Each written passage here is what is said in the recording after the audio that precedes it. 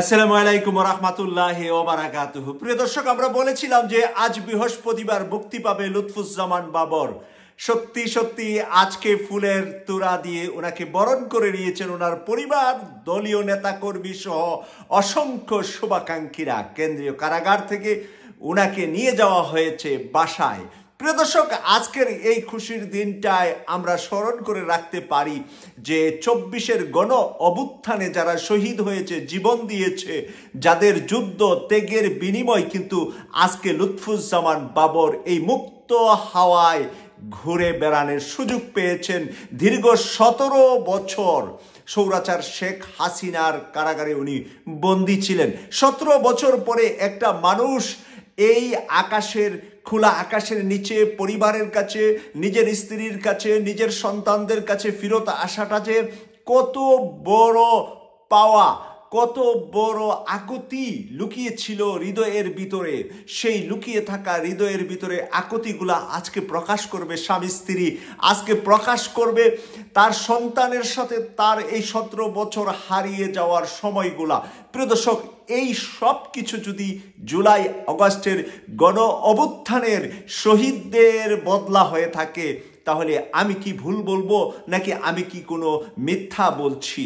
আমরা যদি সত্যি সত্যি আজকে স্মরণ করি, এই লুৎফুজ্জামান বাবরের মুক্তির পিছনে রক্ত দিয়েছে আবু সাঈদ, শহীদ হয়েছে মুগ্ধ সহ আমার অসংখ্য মায়ের সন্তানেরা।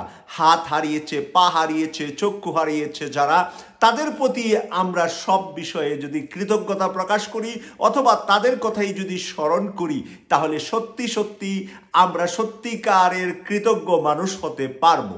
প্রিয় দর্শক, আজকের এই সময়ে এসে জুলাই প্রক্লামেশন নামক একটি রোড ম্যাপ তৈরির জন্য যে ছাত্ররা বৈষম্য বিরোধী ছাত্রদের ব্যানারে শহীদ মিনারে গত যেই ১৫ তারিখে তারা যে ১৫ দিন আগে যে ঘোষণাটা দিয়েছিলেন যে এটা জানুয়ারি মাসের শুরুতে বাংলাদেশের অন্তর্বর্তীকালীন সরকারের কাছে দাবিটা তারা করেছিলেন ৩১শে ডিসেম্বর। আমরা শহীদ মিনারে তাদেরকে দেখেছিলাম ৩১শে ডিসেম্বর তারা ঘোষণাপত্রটা দেবে, এই বলে তারা বাংলাদেশ থেকে শহীদ মিনারের সামনে জড়ো হয়েছিলেন। তখন ডক্টর মোহাম্মদ ইউনূস সাহেবের সাথে তাদের মতানৈক্য হয়েছে।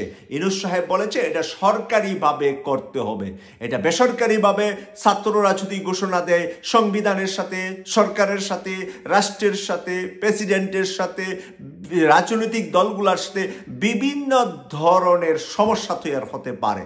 সেই সমস্যা থেকে ডক্টর মোহাম্মদ ইউনূস স্যারের অনুরোধে ছাত্রদেরকে ১৫ই জানুয়ারি মানে আজকের এই ১৫ জানুয়ারি পর্যন্ত সময় নেওয়া হয়েছে। সেই সময় নেওয়ার সময় কিন্তু আজকে শেষ। জুলাই প্রক্লামেশন মানে জুলাইয়ের গণ অভ্যুত্থানে যে সরকারটা হবে, এই সরকারটার নাম হবে বিপ্লবী সরকার। বিপ্লবী সরকার ছাড়া এই দেশকে পরিবর্তন করা, এই দেশের দুর্নীতি মুক্ত করা, এই দেশে এখনো পুলিশের মধ্যে ঘুষ ছাড়া বদলি হচ্ছে না, এখনো সচিবালয়ে টাকা ছাড়া ফাইল নড়াচড়া করছে না, এই সব কিছু যদি থেকে যায় তাহলে আমরা ২৪ সালের শহীদদের কাছে কি জবাব দেব? আমরা তাদের কাছে কি তাদের এই রক্তের বিনিময় পেলাম? প্রিয় দর্শক, সেই কারণে বর্তমান সময়ে সকল রাজনৈতিক দলের সাথে একসাথে বসবেন ডক্টর মোহাম্মদ ইউনূস স্যার। একসাথে বসে বর্তমান সংস্কার কমিশনের যে রিপোর্টগুলা এসেছে, সেই রিপোর্টগুলা সহ জুলাই প্রক্লামেশনে ছাত্রদের দাবি কি, ছাত্ররা কি চাচ্ছে, কি করতে চাচ্ছে, তাদের দাবিগুলা ৭২-এর সংবিধান কতটুকু থাকবে, কতটুকু বাতিল হবে। ১০০% বাতিল হওয়াটা দরকার নাও হতে পারে, রাষ্ট্রের প্রয়োজনে 50%, 40%। যেই জায়গাগুলোতে রাষ্ট্রের সাথে সংঘর্ষ হয়, জনগণের সাথে সংঘাত হয়, শেখ হাসিনা নিজের মতলবের জন্য যে কাজগুলা করেছে সংবিধানে, সেগুলা বাতিল করে নতুন করে যদি আমরা অন্তর্বর্তীকালীন সরকারটাকে একটু শক্তিশালী গঠন করতে পারি, আর তারা যদি আগামী ডিসেম্বর পর্যন্ত এই শক্তিশালী অবস্থায় দেশটাকে একটু ক্লিন করে আগামী ডিসেম্বর পর্যন্ত নির্বাচন আমাদেরকে দেয়, তাহলে বাংলাদেশের মানুষ যেই দলকে ভালোবাসে, যেই দলের সাথে আছে, তারা তাদের পছন্দের মানুষকে ভোট দিয়ে আগামী সংসদটি ২৬ সালের শুরুতে আমরা শুরু করতে পারবো। কিন্তু বর্তমানের একেবারে এন্ড অব দ্য নিউজ যেটা আমি কয়েকটি পত্রিকা থেকে পেলাম, বিএনপি ছাড়া বাকি সকলেই অন্তর্বর্তীকালীন সরকারের সাথে বসার জন্য তারা প্রস্তুত এবং তারা রেডি আছে, কিন্তু বিএনপি এখনো ক্লিয়ার করেন নাই তারা বসবেন কি বসবেন না। প্রিয় দর্শক, আজকে লুৎফুজ্জামান বাবরের এই মুক্তির দিনে আমরা এই মুক্তিকামী এই মানুষটাকে, উনি হলেন একজন জীবন্ত শহীদ বলা চলে, যার নামে ফাঁসি হয়েছিল, যার নামে এত কিছু হয়েছিল, তিনি আজকে মুক্ত আকাশে 17 বছর পরে আসছেন। যদি আজকে আল্লামা সাঈদী বেঁচে থাকতেন, তিনি যদি আজকে বের হয়ে আসতেন, তাহলে জাতি কতটা না খুশি হতো, আনন্দিত হতো। আমরা যতটুকু জানি আল্লামা সাঈদীকে হত্যা করা হয়েছে ইনজেকশনের মাধ্যমে। ওনার সন্তানেরা বারবার এই বিষয়টা দাবি করছেন, ওনার দল জামাত ইসলামী দাবি করছেন যে ওনাকে হত্যা করা হয়েছে। প্রিয় দর্শক, হত্যা করা হয়েছে নাকি উনি এমনিতে ইন্তেকাল করেছেন, এইগুলো কিন্তু বের হয়ে আসবে।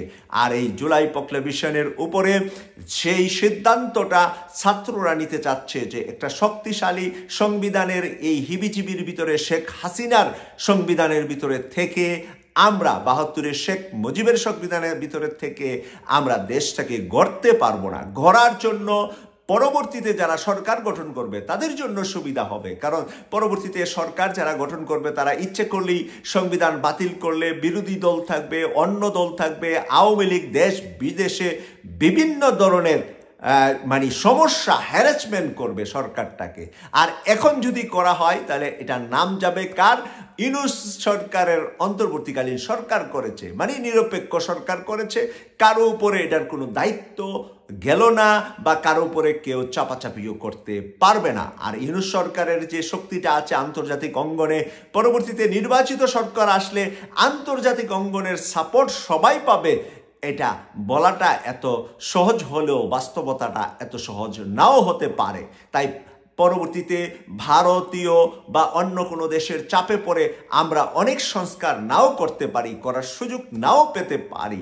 তো প্রিয় দর্শক, আমরা মনে করি যে বিএনপি এখন বসে থাকবে না, বিএনপি অগ্রণী ভূমিকা পালন করবে, অন্তর্বর্তীকালীন সরকারের সাথে বসবে, যেই পরিবর্তনগুলো করা দরকার সেখানে বিএনপি সম্মতি থাকবে এবং আগামী অন্তর্বর্তীকালীন সরকারটার মধ্যে যাতে করে কিছু বিপ্লবী, আমাদের প্রিয় ইউটিউবার ডাক্তার পিনাকি ভট্টাচার্যকে স্বরাষ্ট্র মন্ত্রণালয়ের দায়িত্বের কথা অনেকেই লেখালেখি করছে, আমিও এটা পছন্দ করছি, সমর্থন করছি। আর আমরা যদি সাংবাদিক ইলিয়াস হোসেন ভাইকে নিয়ে যেতে পারি তাহলে বাংলাদেশের যে কোনো মন্ত্রণালয় তাকে দিলে বাংলাদেশের ভিতরে আভ্যন্তরীণ বিষয়ে তাকে সাংবাদিকতা পেশায় যেহেতু তিনি পারদর্শী, তাই সাংবাদিকতার যে মন্ত্রণালয়গুলো আছে, তথ্য মন্ত্রণালয় আছে, যেগুলাতে সে দিলে ভালো করবে, এরকম মানুষদেরকে নিয়ে একটি নতুন অন্তর্বর্তীকালীন সরকার আগামী ডিসেম্বর পর্যন্ত চলার জন্য আগামী প্রায় 11.5 মাস সময় সামনে আছে আমাদের। এই 11 মাস সময় কিন্তু অনেক লম্বা।